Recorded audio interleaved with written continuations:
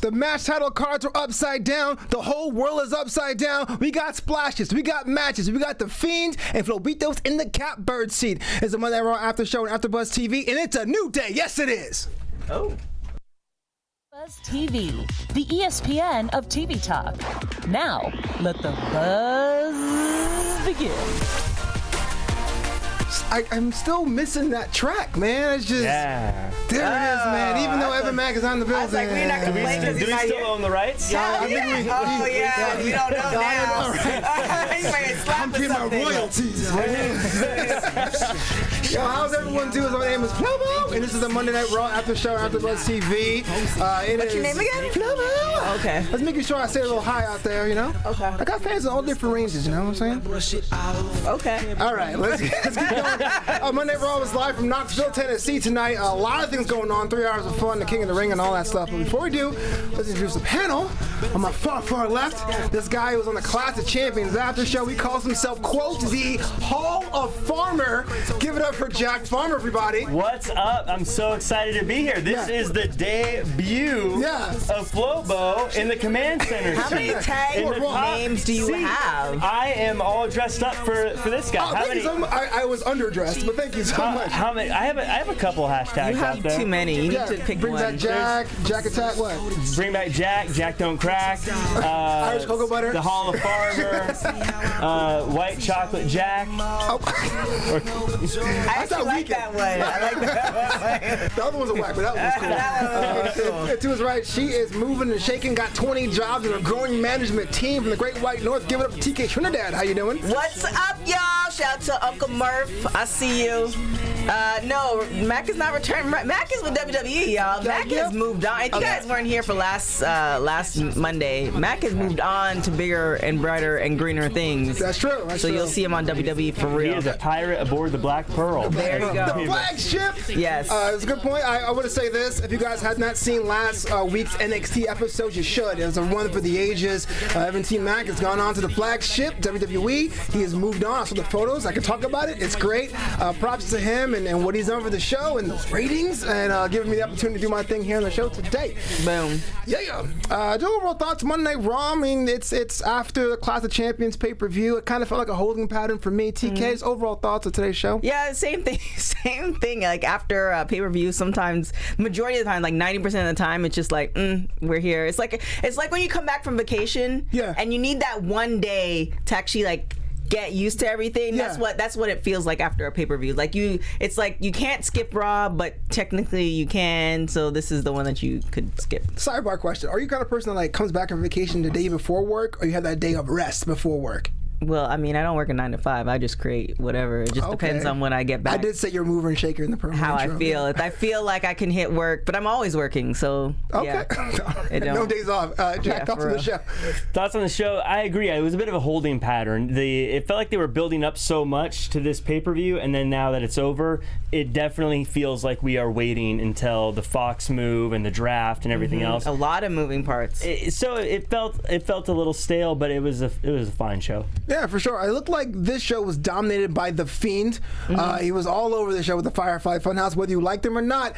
He is going to be the next opponent for Seth Rollins, which is good. Yes. Okay, go for it. How is that good? Tell me. Well, we saw when he first came down, which was spring. Yeah. And like the slow build, like you can't do this with everybody, but the people that they have been doing it, it's working. Like this is a slow build. You're gonna see everything happens, and like we said last week, we hope it's not where he battles Seth and it's a squash. Right. Like so, I'm enjoying this. In theory, if you were to buy a ticket to a WWE event, would you buy a ticket? I knew you were going to say that. But if in theory, would you buy a ticket to see Bray Wyatt against Seth Rollins? Yeah. Well, yeah, I guess. I guess I would buy a ticket. Okay, like, you sound so disgusted. I guess I'll put some money on. Woo! I mean, I'm sure. No, but I think it's gonna be a good match, and I think the lead up is gonna be good. So I'm looking forward to it. For sure. Jack Farmer, question for you, man. Bray Wyatt has this thing where he's like balancing not being seen on TV enough and overexposure. I felt like there was weeks where he's not on, and today he got at least 3 segments. I don't know if you count the vignettes as well. Do you think that was a little hot tonight? or you think it's a perfect build for Hell in a Cell? I think it was perfect for what they're trying to do. I think him having just one segment every week or so for a long time, and now we are seeing that he is taking over the show. Maybe not taking over, but we are seeing lots more of him and him being more involved. And the way he's so creepy about it, I think is working perfectly. And as I said on the show last night, I think that he is going to sell so much merchandise in the build-up to Halloween. For Hell in a Cell, the whole thing is just serendipitous. It's perfect. That is an SAT word, serendipitous. And that's your word of the day. Jack Barnes' word of the day, brought to you by Senator Rain Cosmo. Facts on facts. The Fiend actually got involved, well, not involved in the match itself, but the main event tonight was Seth Rollins versus Robert Roode, and it was an okay match. I like Robert. He's cool. He's chilling, have a good time. OC comes in, breaks up the entire thing. Looks like a 5-1 beatdown, and then Kane shows up. That's pretty cool, right? I guess, yeah. The Fiend actually does his impression where he beats up a legend and puts the picture on the wall of friendship. How do you feel about Kane being on the wall of friendship, Jack Farmer? I love it. I think it's great because I think that they're building towards a match with The Undertaker. Yeah. I think with The Undertaker showing up last week and him having the little promo about The Undertaker, I think my prediction, he's going to beat Seth Rollins and then he's going to go on to The Undertaker, and the Kane is going to be that. When, though? Survivor Series, which would be November, right? Do you think that would be a retirement match then? For who? For The Undertaker. Didn't he already have a retirement match? Not officially. I mean, he's put his hat in the ring literally a couple times. I'm like, wait, what? I mean, they could build it as one. Why not? They've done it 3 other times. Yeah, I feel like the Undertaker is like a soap opera. It's like you think they're dead, but they're not really dead. Yeah. And they just come back. It's like as long as he can kind of sort of go, then keep him around. And seeing the audience when he comes, because he's not there often, I mean, why not? Yeah, for sure. I don't know. I like Bray Wyatt. I'm on the train. I know my man Evan Mack was always weird about him getting dubs and all that, but I'm willing to see what happens. I do think it's kind of fast. I wish he had another feud in between this and the Universal Championship. Because he don't know. You think something's going to be in there between now and then? Maybe. I hope so. That's what I want. Because Finn Balor is a fantastic competitor, but he was totally beatable going in. He needs to bring his baby in. Yeah, exactly. Yeah, I get where you guys are coming from with the whole him wanting to have more matches, but I think the mystery of who he is also builds on making it so interesting. The mystery of it, he's crazy. He's crazy, exactly, but you don't know. We don't really know what's going to happen when he gets in the ring in a Hell in a Cell with the Universal Champion Seth Rollins. I would buy a ticket to that. You sound like an apologist. Oh, he's not crazy. He's working through some stuff. I want to see him live. I mean, I don't know, man. He's a good guy. If you knew him like I knew him. Exactly. Jack like psychopaths. I just want to be on the friendship wall. Just you. And just real quick about the main event or the lack of main event. How'd you like having Seth Rollins having a rematch versus one half of the new tag team champions, Robert Roode and Dolph Ziggler? A little replay from last night's match. Are we buying them as Raw tag team champs or not, TK? I mean, Ziggler, the hair though, like I'm just so... It's majestic. As a guy who is hair challenged, I for one is impressed on how he has it moisturized. If I could grow that hair, I would have it today. You can't grow. I'll do the Mandy Rose. It's great. I would have it just. You see what I'm saying? Elegantly cascading off my shoulders. TK. I don't have a hair deal, right? It's just me. This is all I got. So if I had the long locks, I'm gonna totally exploit it. All right. Speaking of people who are really, really pretty, it's now time for one of my favorite segments of the show. It's now time for TK's Boudoir. TK's Boudoir. What? What do you? What? Who is this? Who could this be? Who is it? What? Oh my God! What's he doing here? What? Oh my God! Is it not Jim Alexander in the house? Give it up. What? Once Evan leaves, we got Jim coming in here. Are they the same person? Oh, not the theme song. Why are we playing the band? My music! No, we're not playing it. Cut the music. Nope. Yes! Josh, I like you as a person and a friend, but right now I think we're enemies. I'm gonna turn heel just for you. I feel what a debut for Jim Alexander! Listen to this music! I don't want to. This must be what people feel like in the audience when The Undertaker returns. I am blown away right now, you guys. Chat's going crazy. Oh God, no. Remember me? Oh God. Can we get Remember the Baron Corbin? I've been calling him, people, all you marks at home, I've been calling him for months and months, and my guy tonight has done what I've said for what he would do from day one.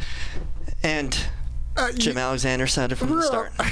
Well, I'm glad you're here. I don't know how you got in. Are you glad? His ID is still valid. We'll get to that in a second, but now we're doing the TK's Wow. Boudoir. Oh my God. All right, TK's Boudoir is brought to you by CenterInCompany.com. You can put in the tag AfterBuzz TV. You get a discount. It's true. I did it myself, and it works, you guys. If you have never tried it, you should today go to CenterIn.com, CenterInCompany.com. Type in the promo code AfterBuzzTV and do what I do. If you like saving money, buy in bulk. If you spend more than $75, you get shipping for free. $75 for cocoa butter. You're like the Virgils of the $1 Million Man right now, Jack. You sold out. Jack sold out with quickness. Hold that briefcase.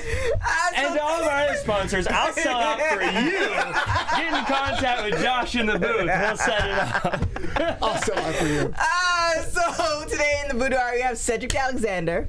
I'm really excited to see where his career is gonna go. Like, I feel like they're giving him a nice moderate push. Chad Gable and no, Baron Corbin. He's at the boudoir. Yes. And of course, Mandy Rose and Alexa Bliss. I this. Please, I didn't miss please it. interrupt the boudoir because it's being chilled out. Always my girls in the boudoir forever. So and Jim Alexander in the boudoir. What the hell? Look at this. Look at his shades. Look at his look. This is the new Jim Alexander, the Chicago star Jim Alexander. Oh yeah, before you were too modest. Now you're just going full on cocky. This is. I'm putting myself in a boudoir. It's like when The Rock came back and he was Hollywood. Yeah, but he was always Hollywood. But now I am Chicago Hollywood, so it's even a notch higher and better. Okay, well, moving on to other people who are in boudoirs. Your boy Baron Corbin, somehow beat the Chad Gable in the King of the Ring match. Wow, somehow beat who? Chad, I can't. Chad Gable. Why was that? I'm not going to turn heel. Just thoughts about the match, man. Thoughts about the match. I've been calling this for months. I've been telling you guys, been telling you all, Baron Corbin is making his presence. He's making his run. Now he is the King of the Ring. Of course he was. Come on, realistically, that Chad Gable, he looks like a 12-year-old with no moves besides mat wrestling. I agree. He's going to take out Baron Corbin. We knew this was as a given as it is. You know, it's like you having the New England Patriots playing against the Miami Dolphins. Ooh. It's Baron Corbin all the way, taking over, the rightful winner. Chad Gable had no place even to be in this main event, in this final of it. Hey, my man's winning and he's going on to better things, just like I am. What's chat say, TK? Oh, Minaj said, breaking news, Jim has been drafted out of the boudoir.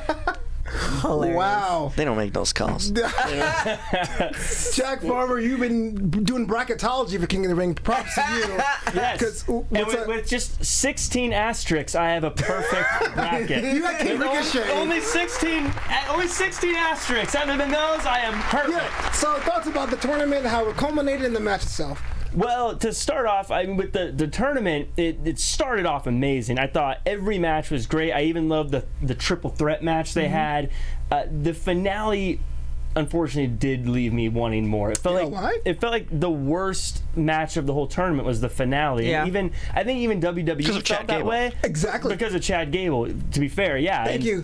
But do you think it's because, sorry to cut you off, do you think it's because of Elias getting injured kind of messed up what they planned on doing? I don't think Elias was going to win because that would have been a weird heel. Well, I don't think I think that the game plan was for Baron Corbin to win, but as far as Baron Corbin going up against somebody, do you think because Elias got injured, it kind of threw everything off? Because I don't think they would. Baron Corbin and Chad, like you were saying, it didn't make any sense. So looking at it, it's like you're saying that Elias would have gone to the finals. Yeah, a different opponent that like you could actually get excited about and excited like, oh, I don't know what's going to happen. But when you're seeing Baron Corbin and Chad Gable, it's like, okay, they haven't been pushing Chad Gable for a minute, and for his lifetime. Right. A minute. What minute are you on? Giving him don't for Chad Gable. For his lifetime, they haven't been pushing him, and they have been pushing Baron Corbin, even though some people are fans or not fans of him. They have been pushing him there's somebody backstage that likes him. Right. Period. On SmackDown, they could have used Ali, they could have used Buddy Murphy, they could have used Kevin Owens. Those are three people right across the board. Somebody said Joe. Samoa Joe would have been. He was on the same side as Corbin though, so that wouldn't have worked out. But the point is, there's multiple people that would have just felt more believable. I don't think anyone watched this thought that Gable was going to win. Yeah. Yep. As opposed to every other match was a nail biter. They were close. You didn't know who was going to win, except for me with my 16 asterisk bracketology. But just as far as the match goes, it went a bit. It felt like it went long. Yes. But there was two moves that were really great, and it was the deep six he pulled off was great. Baron Corbin's deep six looked great, and the end of days, the way he went into that looked amazing. I think I like to give shout outs for good moves. No, I'm saying the fact that Chad Gable's in the match, you can't say anything positive about Chad Gable. Proves he sucks. Well, not that he sold. Not that Gable sold that move. He's just so light and small that you can throw him around like a toy, and that's what Baron Corbin did. Let's not say all of that. I'm sure he is a great wrestler, but he's just not up to par. Well, he's a wrestler,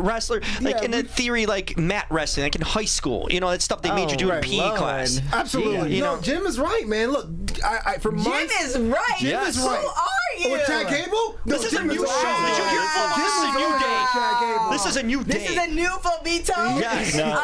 Okay. Here's why the tournament failed, because they were trying to make someone elevated in the classical sense and try to have it as a breakout tournament for Chad Gable. You put him in the finals, and guess what? There's no charisma whatsoever. He beat Shelton Benjamin because he called him short. Great. He beats Andrade. I didn't believe that victory at all. And then he put him against Shane McMahon so he can say, oh, he overcame the odds, just to get flattened on a match that was bumped from the pay-per-view, not good to be on pay-per-view, and you're supposed to tell me that that's supposed to be the final of the tournament? Chad Gable just proves to me that you can be a good wrestler, you can go and have nothing to offer you. There's like, he's like less than French vanilla. He is like regular stock vanilla. Wow. Some like people ice are cream in just a pail made for vanilla. You know what I'm saying? Regular vanilla is pretty good sometimes, so I don't know if that's Chad No, the Gable, ones in the plastic Look pail. at this. Here's a perspective. Here's a perspective. This is Mike working. Better be working. Perspective. Okay. Robert Roode is over now because he's away from Gable. Gable was holding down Robert Roode. Just look at that in theory and sense. Yes. Preach. Love it. Yeah, when he was tagging with Gable, no one cared. They were losing constantly. It took away. You had to take Roode away from Gable for him to finally get over. Well, I think they were giving Roode something to do, because remember when Roode came, he had the belt, and then he was gone for a little bit, and then it's like, okay, well, Roode needs something to do. There's Chad. Let's put them together. Absolutely. That was like in between time. Like we already know that Bobby Roode by himself was amazing. Yes. Glorious, right? Yep. So I think they just needed something in between. It's like, you two not doing anything. Let's give them the belt. They had something to do, so we already know that was just like whatever, a one-off. So when Chad, like, everybody knew who was the boss in that situation. Sure. So like for Chad, it's just like they're just, I don't know, somebody in the back likes them too. I guess so. If Chad Gable was off TV, how many weeks would it take before you realized he wasn't on TV? Indefinite. Moving on, the tag team match of the women's division. Nikki Cross and Alexa Bliss taking on Sasha and Billy. Whoa, what is this? Yeah, tag team match. Player. Oh. Yeah. I've been out of the loop, man. Sasha and Bailey takes Nikki Cross and Alexa Bliss. Thoughts about the match and how we had Charlotte and Becky coming out after the result. Jack, Jimbito, that is your tag team name. That's right. I like that name. Oh, for real, Dylan. I can't with these two. Or three. Sometimes Jack don't crack me on different sides. Hey, you just put over your whole business. Okay, what are you talking about? Super good. Give you like the longest promo. I didn't even give AfterBuzz promos like that long. That's true. He got you there. Eventually, it says she's Team Jack and Team TK. So there you go. Well, all right, you faces, but a tag team match in the women's division. I thought it was fine. Did Alexa really get hurt? Because she got pulled out. Yeah, she rolled out the ring. I'm not sure if she's legitimately hurt, but that seems to be a common trope in those matches, that Nikki does a lot of the working for Alexa. And to me, I think it was kind of weird how Nikki pretty much handled the Boston Hug connection like a bunch of jobbers, but that was my perspective. TK, what do you thought about the match? And the fallout, too. I feel like sometimes it's like a hit or miss with the women's division. Like sometimes they get it, and then sometimes it's like, oh, we're gonna go in a different direction, but it doesn't make any sense. So I'm still waiting to see how the rest of this year is gonna play out with the women's division. Sure. And I'm still kind of irritated that, you know, Mae Young, there was no talk of Mae Young. Evolution. They had Evolution last year around this time, and there's no talk of that. And it's just like they have so many women on the women's roster that they need to showcase, a la Naomi. Where she go? Why is it? Okay, let me ask you a question. If you were, Chad Gable of women's division. No, Jack Gable. Shouldn't be though, but is technically booked like it. TK, let me ask you a question then. If you had one thing that you can do to improve the women's division today on Raw, what would you do? Mind you have people in the back that are injured. You can't leave. Bring over Mandy Rose. That'd be Jim's idea. I'm just saying, as far as the tournament, as far as the pay-per-view. I mean, we're in the right era where we could show. It's like last year, like everything was coming to a head. It's like, okay, I don't want to compare it to the Me Too movement, but like it's women first, or showcase women. So like that's what they were doing last year. So you had the Mae Young, you had the Women's Evolution, and you're showcasing more women. And now this year, it's kind of like, okay, yeah, it was a nice toy, and now it's like, oh, well, this toy has been around. I agree. It's pretty cynical how they did it. Right. So it's like you're not seeing them you're seeing them more than you did 5 years ago. So I'm not saying that, what do you you're think not seeing them. Is it like an advertising thing? Is Steph off the ball? Like, what do you think? It could be the writers. It depends on who the writers are. If there are writers that are actually female writers writing for the women. Right. It's not to say that men can't write for women, but there's a different angle and different mentality that you have. So if you have a female writer in the back writing for women, then the stories might be a little bit more interesting. But there's got to be some person saying, like, no, we're doing Evolution, right to that. Do we know how well it did financially? I mean, it's cynical, but maybe it just didn't do well. It's hard to tell. They didn't give it a chance. It was on Long Island, to be honest with you. Yeah, they didn't give it much of a chance. They didn't do any promo. They had the pay-per-view in Saudi Arabia at the same time, pretty much. Right. So it was just like they didn't give it much of a chance. They didn't really do much of the storylines properly. And then you couple that with the Mae Young, and it's just like... Yeah, well, maybe this is where the problem lies. Are we talking directly about the tag team or just in general women's division? The reason tag team is a jumping off point because you basically don't have a roster for the tag team division. Right. But like this time last year, I felt like things were happening. Mae Young Classic, Evolution, the tag team division. Because that title meant more. Like that was the thing. They were just fighting for that title. That title was legitimized, and it was legitimate. That was a thing. It was more important, that tag team title, than the actual women's title at some point when they debuted it. Like everyone was joining up to try to get that all the top. Now it's just it dissipated. You don't it have just as many faded away. female tag teams, right? That are legitimate tag teams. I think you have three. You have Fire and Desire, Asuka and Kairi, and the Peyton Royce and Billie Kay. The Iconics. Yeah. They're the only ones. And then if you have Boston Hug connection, Boston Hug, and then Nia and Tamina are injured still, so I'm not sure they count. Yeah, but I don't know. So you don't have much of a tag team division. So that's the problem.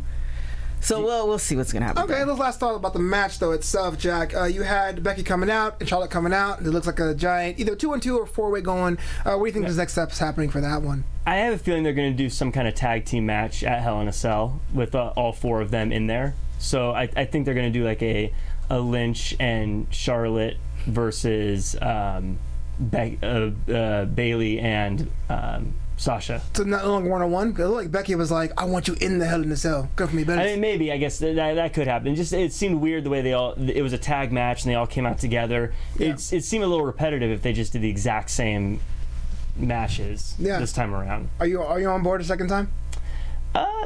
Yeah, I think I'm on board for Sasha and Becky Lynch. I'm not so on board for Bailey and Charlotte. I agree with that. That's totally fair. Why is Bailey still holding titles? Yeah. All right, moving on. She's becoming an amazing heel, and Flobo, you should tell Jim all about it. No, because 2 weeks ago or 3 weeks ago, I raged super hard on this show about Bailey. So I'm not going to do that again. That's your girl, right? Because I'm a face on this show, except for Chad Gable, like I suck. Really? But before we move on, we're going to change that around. Before we move on, Jack, you tell the world how they can listen to this AfterBuzz show and other AfterBuzz shows. Hi everyone, I'm Jack. That is so different than I would do it. I'm Jack Farmer with AfterBuzz and I love TV. Senator Cosmetics. And we are the ESPN of After Talk Television. And we got there because of viewers like you. And the only way we can stay that way is if you click that like button, follow button, and subscribe button. And while you're there, leave a review, leave a comment. Those are the things that help us to keep continuing to provide content like this for you. Thanks again. Flobo, back to you. Jim's right again. That Center Ring promo was great. This is such a mild, polite promo. You're not calling out the marks. You're not telling him to get out of the basements or anything like I would. Jack's a good guy. I mean, Jack, you How really do you are. know they're in basements, though? They have to be. What are they doing now at this time? Oh, my God. Come on. Oh my god. Shout out to nothing External else to do. Shockwave. Yowie Wowie. Love it. Bosa, Evangelina. Jeffrey, Great Facts. My boy Dylan updating me on Baron Corbin stuff. Wow. So big news today, I guess, was the first ever gender reveal party in WWE history. Awesome. Why did we not lead with this? I have no idea, man. Sorry, Chad Gable. White chocolate Kit Kat. Chad Gable's the child of Maria, okay? Maria's child, Chad Gable. Oh my god, I'm a very small baby. Listen, so Wow. the idea is that she said, It'll be the first baby bigger than the dad. baby rolls up Chad. And Mike Kanellis ain't no Braun Strowman either. You know? Wow. So Maria, which I thought the evil pregnant woman thing was done, it's not. And she said the dad was actually Ricochet. And Ricochet's like, what do you mean? And that ends up being a match, which Ricochet goes over. But then Rusev returns. Please, someone make sense of this. TK? Can't make any sense. I mean, shout out to Rusev? Mike Kanellis, because they've been punking him for years. Yes. Straight up. Shout out to him for not letting it get to him, because the confidence he must have to play that character. Yeah, for real. because they've been punking him forever. Yeah. It's one of those things where I don't know, because you just see them randomly. I believe they are on 205 Live, like more regularly. But it's just like you see them randomly, and they're like, okay, this is what we're gonna do, and before you ship off and have your baby, and we're not gonna see you for a couple months. It was interesting. It was fun. It was entertaining. But I don't want to see it every week. Yeah, poor Ricochet. Like, look, man, I'm just. He got slapped one too many times and beat his ass. But Rusev comes out all slim and trim. Jack, talking. Rusev's look amazing. Yeah, Where's Lana though? Where's Titus Lana? was hilarious in that scene, by the way. Titus is always hilarious when they give him a moment, but they. Yeah. That whole scene was like a filtered down, or like a filtered. Attitude Era moment that was terrible in all the right ways. It was horrible, but it was just hilarious the whole way. I thought it was a really fun segment. I don't really get where they're going with it, but it was good to see Rusev back. You might not see anything with it next week. He did look slimmed down. I actually liked him with the beard more than the mustache. Where's Lana at though? Hey, we got to bring her back. Well, I'll throw her in a boudoir. Does she count as a wrestler? How do you even throw her in the boudoir? It's not your boudoir. Yeah, so that he danced to it. You don't dance to the boudoir. Oh, I'm just saying goodness. to all the people. This is like Flo. This is a new day, new things. Yes, it is. You know what I mean? So. Yes. Yeah. Pancakes. Me pancakes. Flo. Bo rocks. Flo. Bo rocks. Flo. Bo rocks. Flo. Bo rocks.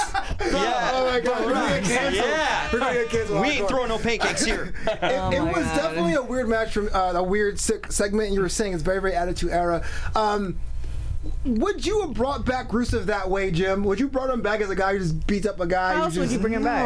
That's the question. That's my next question. Like, With the here's the draft thing. coming What do you up- want to do with him? Is he going to be a jobber again? Like, you bring him in for something big then. You could have somehow had him interfere maybe in a King of the Ring, and had Corbin still go over, but whatever, beat up Gable just to show that Rusev's here taking people out, right? And you could have used him as an impact. He's got a new look. You repackaged him, basically. He's been gone for a while, but you waste him again. So to me, that tells me they don't care. They don't care much about it. They don't see much for him going forward. Should they care about Rusev? Do you think that he's someone that should be Not at this point. I don't. I think he wore out his. He had his shots. He had But his he's too shots. valuable And to cut, though. He's way too valuable to cut. no, you got. Rusev? He's a solid he's way hand. too valuable, He's a solid hand to have on a roster. But as far as I just think he is low mid card, going forward. Like, he's a guy who'll stick around for a long time, but as far as something significant, like here's a repackage, here's a push for him, I don't see that happening. Well, he's not wearing the flag tights. Yeah. I think if there was a push for him, it would have been different. Yeah. You would have known he made his mark. You'd be like, damn, Rusev is back, and this is what he's doing. That's what they did with Jinder Mahal. When he came back all slim and trim, like you saw the steady rise until but it was also timing because they were trying to, WWE was going into India. But like you saw the steady rise, and when he got the belt. Yeah. With Rusev, it's just like, what's happening here? Is he really the baby daddy? Because Lana, we don't see Lana anywhere. If Rusev doesn't come back, it wouldn't shock me. If this was a one-time, just came in here to do this. Oh, so you think he would just do a one-off? A Titus, you'll just see him randomly once in a while, and on house shows. At that point, it's like you're stashed on a roster and just kind of working your contract through, There's or a whole what? bunch of people doing that. Yeah. Yeah. And where's Lana? Is she in a doghouse somehow, or is she not? Or is she getting repackaged for a new role? I saw on her social media within the last 2 or 3 days she was overseas, but she's been like doing Fashion Nova fits, and like she's been not talking about wrestling whatsoever. It's very weird. So I don't know. Either that's a setup for a return, or that she's just removing herself. Yeah, I can't think of the last Lana match. I'm trying to think of the last Lana match. Last Lana appearance. Let's talk about the appearance. Yeah, I can't even think. Well, I remember last time I saw Lana, it was on Twitter, and I was stuck in very dark. Speaking about characters and repackages, Jack, I want your opinions on this one. The AOP gets a brand new promo. They're dressed in suits. No more riot gear. No more Drake Maverick. No more Paul Ellering. Yeah. I think they're speaking Albanian. They have this whole thing. They're about world fighters. They look like henchmen. Really. Thoughts about that? Now that felt. I loved it. I love that you said henchmen, because I was thinking as I was watching this, these look like two guys that John Wick would have to fight. and I thought that was so cool. They seem so intimidating and so scary, and it's different than what we're seeing.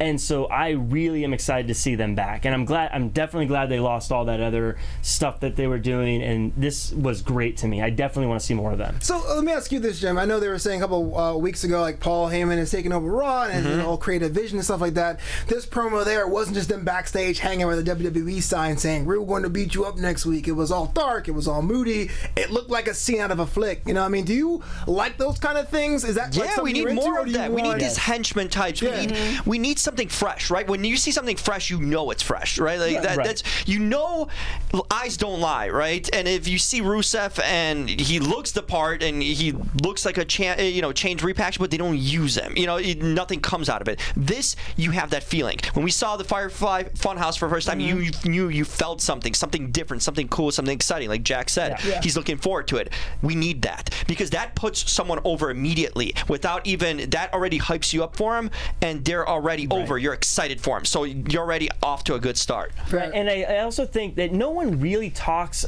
the way wrestlers talk to cameras when they're just backstage. When they're like, "I'm gonna come here and I'm gonna do some damage," no one talks like that. Yeah. But these types of things look different, and they stand out, and they make them seem so much more legitimate than just a guy backstage in his tights going, "I'm showing up tomorrow to cause some damage." I do it all the time, every morning. Positive affirmations. I look in the mirror. I'm like, I'm gonna take the championship on Thursday. I'm telling you, you feel so much better. Dylan said last time we saw Lana was Rusev and Lana versus Andrade and Zelina, August 21st, 2018. That's 2018. That's more than a year ago. Wow. Oh my gosh. Last question about the AOP, TK. Would you have them be themselves, or would you give them another manager? Or do you think that it's time for them to everyone's... I think that works. I like their look. I'd add them to the boudoir. Okay. I was going to ask if you boudoir them. Yeah. That's not a verb. Boudoir. I like their look. It's just one of those things where they get to a certain point and then they drop off. Yeah. So I'm hoping that I would really love to like be a fly on the wall in those writing rooms. Like how they make these decisions and how they decide like, no, we're not going to do that anymore, and just completely scrap it as if the wrestling viewers don't remember it. Like it's like almost like a Men in Black type thing. Like, oh, it's gone. Yeah, it didn't happen. But to be fair, I mean, the last time we saw them, their manager peed themselves, right? So it's like, meh. Yeah, but like, who but makes it's that forgotten. decision? But a promo like that makes you forget that, and it just completely erases it from your mind. It gives you a fresh start, right? Yeah, we all love that. So. Yeah. Speaking of fresh start, we had a new mayor as a 24/7 champion, Glenn Jacobs, who is not Kane today apparently, rolled up R-Truth on his tour of Knoxville. Terrible. And became 24/7 champion. This belt, man, I think this is the first time I really saw today's 24/7 stuff, and I was like, I'm not really feeling it. TK, thoughts? I like it. Still? Yeah. Because it's just one of those things where it's almost like a commercial without being a commercial. Like they're not selling anything. It's just like this commercial. It's almost like those variety shows where they take a moment and it's something funny and then you move back on. Like a gender reveal. Yeah, and I like oh my gosh, I like R-Truth. Yeah. Like when he was thinking old dude was Matt Johnson, and it's just like what. Yeah, President of the United States, I think he called it. Yeah, R-Truth is so funny. Mr. President Mayor. So I have gotten kind of sick of the 24/7 title, but I love Kane. So seeing him against Mayor Jacobs, I'm the mayor.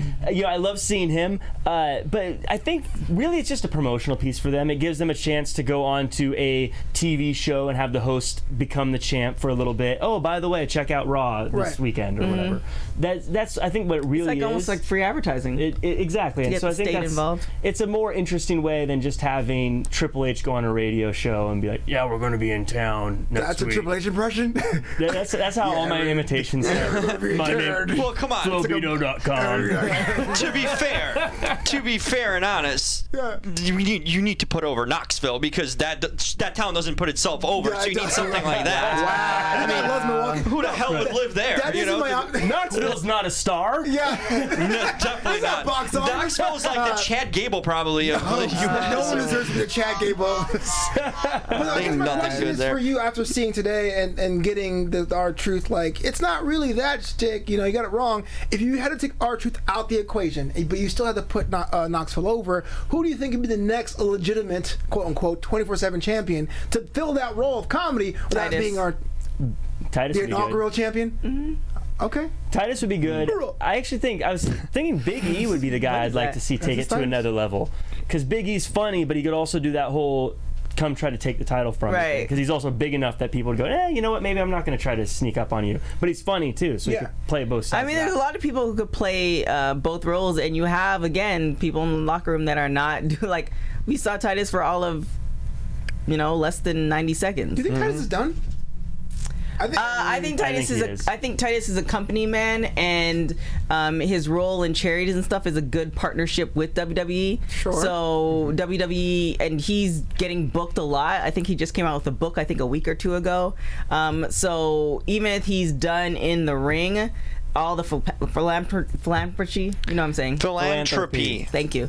All of that he's doing is it just makes sense. Yeah. So I don't see him in the ring anytime soon, and they weren't doing much with him anyway. Yeah. I think he's made his peace with it. When was he? The last time we remember him is tripping over running into the Royal Rumble. Almost 2 years ago. A year so it's like he's been out of his spot, and I think he's cool with it. And the guy's doing a lot in his personal life. He's got a lot of different ventures. So if he's fine with it, it's all good. And then you're banded with a big company. Yeah. Yeah. So you're getting a couple checks. Oh, okay, maybe Titus is a bad example because he has what about those long-term individuals are just in the back, like Heath Slater? We saw him today. Yeah. I forgot he was in the roster, to be honest with you. Yeah. Do you think he is done? So I feel like, do you think or Hawkins? Those guys are Ryder. Is there a need to put these guys out there just to say, hey, look, we're keeping you fresh, or we're just gonna have you in the back touring as a practice player? Like what?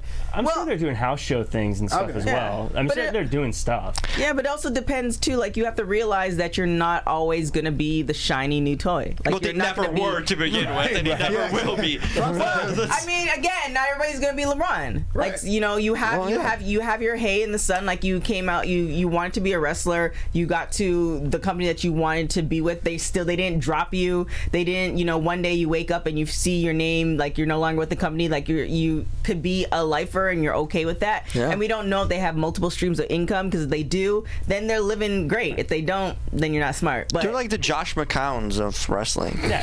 If you want to be a pro wrestler and you're in the WWE as a jobber, you've made it. Like you're doing good. I think a lot of people lose sight of that. Just because you're not main eventing WrestleMania doesn't mean you're not killing it. Well, it depends on the creative side. Like if you're with WWE and they're not allowing you to be creative, and that's really like you are truly unhappy. Yeah. Then, fortunately, at this particular point in time, not only do you have social media, you have you could travel. You could literally travel the world and work and not have to do anything else. Right. So it's a perfect time to be a wrestler if being creative is your goal. If you're like your main goal was to get to WWE and now you're kind of sort of coasting and you're doing other things, then you're living your best life and you realize that you're not going to be John Cena or LeBron James. Hey, not everyone's elite. Yeah. If you're a jobber, not on TV, are you still considered a jobber? Just curious. If you're, jobber. Well, they call them WWE superstars. So. Everyone's a superstar. But I think the term jobber just means you lose all the time. You're correct. At least to me as a viewer. Well, I guess it doesn't. The point is moot. Again, there's a whole rabbit hole. But the point is moot as of Sunday. But Luke Harper wasn't a jobber, but he wasn't on TV for like 8 months. Was he considered a jobber if he's not on TV? Or well, it depends on what's the injury. Like, what's the plan for him? That's the question. Sure. Are they looking to push him?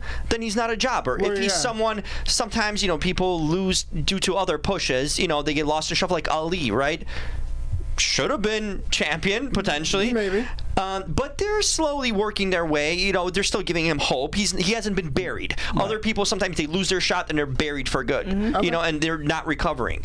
It depends on what the plan is for him. And I think that's what it boils down to. Moving on real quick. Your girl, Lacey Evans, is in action tonight against Dana Brooke. She has a feud with Natalia. Dana Brooke. That's women's version of it. She had a feud with Natalia, but she put her in a sharpshooter, quote unquote, which kind of will look like a sharpshooter, lion tamer, one-leg thing. It was a sharpshooter. Just call it a sharpshooter. It was not a sharpshooter. You squat with a sharpshooter. She was one knee down. It was like twisted a bit or whatever.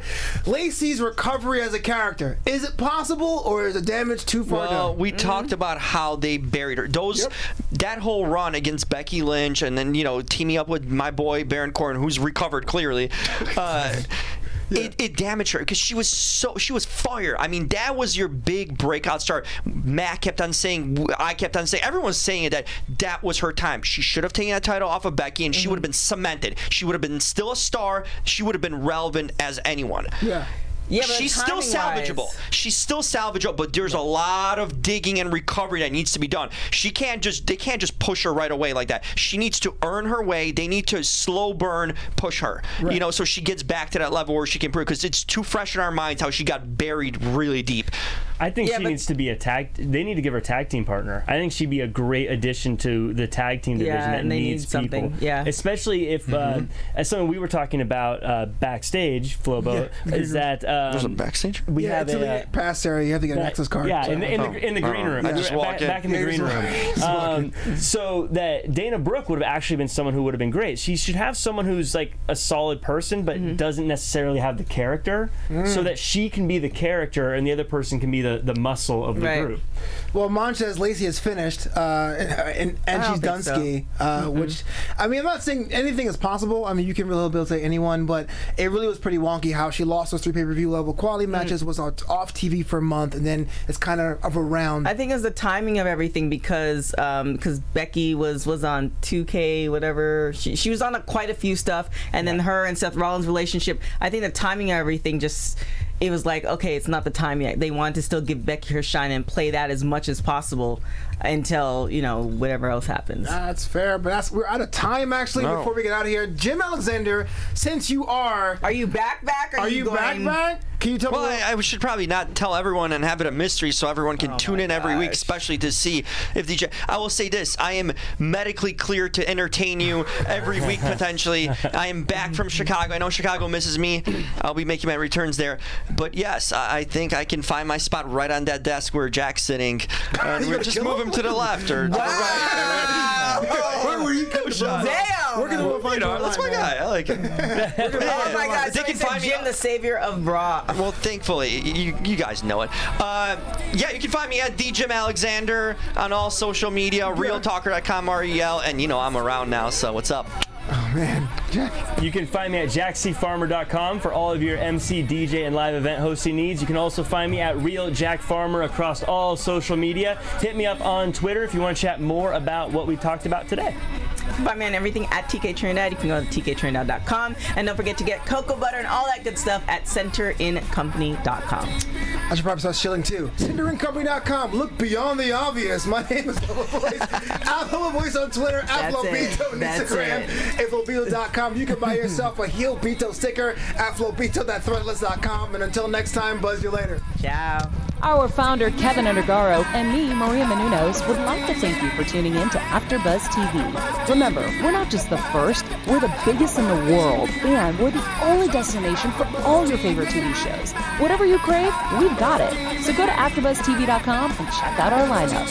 Buzz you later. The views expressed herein are those of the hosts only and do not necessarily reflect the views of AfterBuzz TV or its owners or principals.